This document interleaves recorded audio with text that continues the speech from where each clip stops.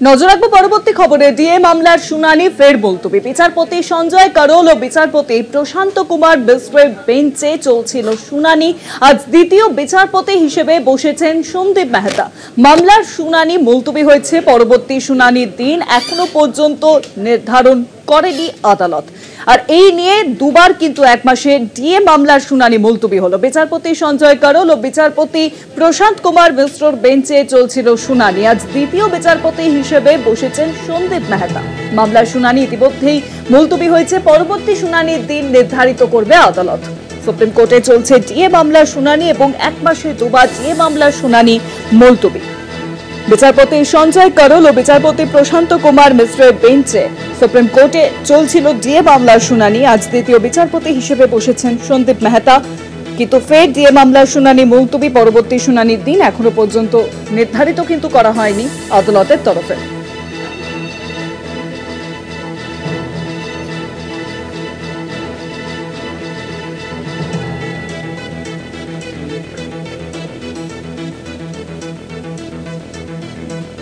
ফের ডিএ মামলার শুনানি মুলতবি।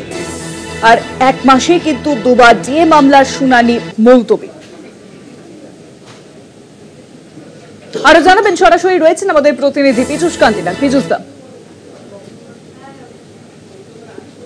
দেখো, ডিএ মামলার শুনানি আজকের মতো আবার মুলতবি হয়ে গেল। মূলত এই নিয়ে আরো দুবার মুলতবি হলো। আজকে মুলতবি হওয়ার কারণ হিসাবে বলা যায়, এর আগে ডিএ মামলার শুনানি গ্রহণ করেছিলেন বিচারপতি সঞ্জয় করল ও বিচারপতি প্রশান্ত কুমার মিশ্রার বেঞ্চ।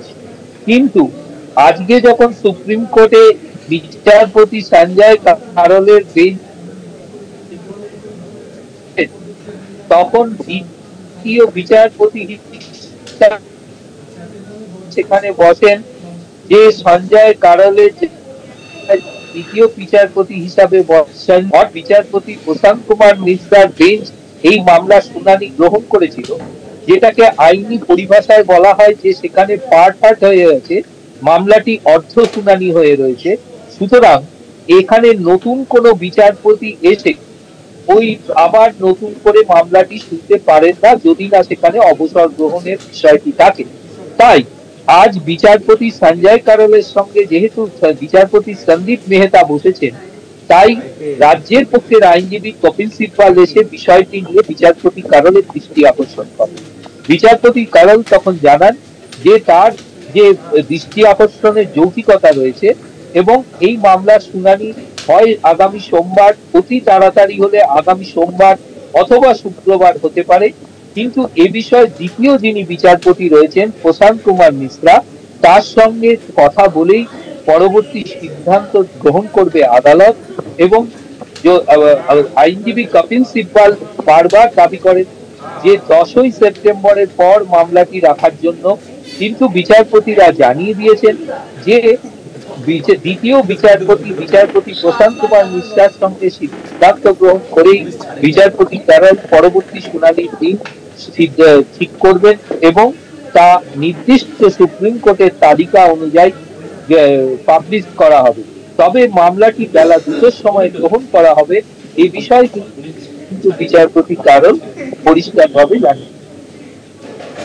অনেক ধন্যবাদ পীযূষ দা। সরাসরি ছিলেন আমাদের প্রতিনিধি পীযূষ কান্তিনাথ। ফের ডিএ মামলার শুনানি মুলতবি। ডিএ মামলার শুনানি ফের মুলতবি। সুপ্রিম কোর্টে ফের মুলতবি ডিএ মামলার শুনানি। পরবর্তী দিনক্ষণ এখনো পর্যন্ত ঠিক করা হয়নি।